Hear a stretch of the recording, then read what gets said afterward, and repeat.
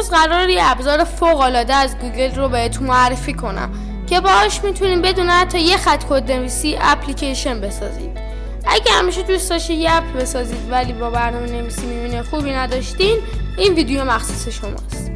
اگر هم دوست دارید با دنیا برنامه نویسی و هوش مصنوعی آشنا بشید، حتما کانال رو ساب کنید و اگه میخواین برنامه نویسی پایتون رو یاد بگیرید، تو کانالم قسمت اول آموزش پایتون هستش.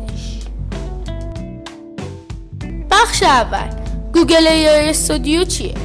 گوگل ای آی استودیو یه محیط تحت وبه که با مدل‌های هوش مصنوعی جمینای کار میکنه.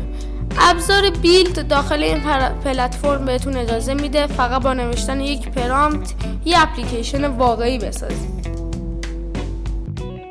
بخش دوم، ورود به محیط بیلد. وارد سایت گوگل ای آی استودیو بشید، با حساب گوگلتون لاگین کنید، از منو بالا گزینه بیلد رو انتخاب کنید.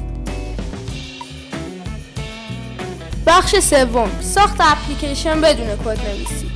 حالا وقتشه پرامپت بنویسید، مثلا یه اپلیکیشن بساز که به کاربر اجازه بده لیست کاراش رو بنویسه و تیک بزنه.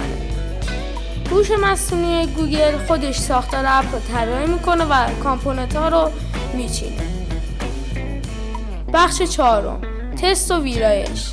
میتونید اپ رو تست کنید ببینید چطور کار میکنه. اگه خواستید چیزی رو تغییر بدید، فقط کافیه پرامپت رو ویرایش کنید یا تنظیمات مدل رو تغییر بدید.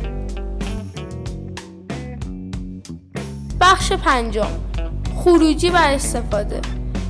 وقتی اپلیکیشنتون آماده شد، میتونید اون رو به محیط حرفه‌ای مثل ورتکس ای آی منتقل کنید و توسعه بدید.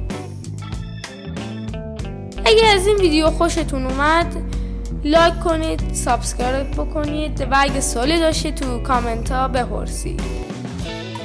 خداحافظ.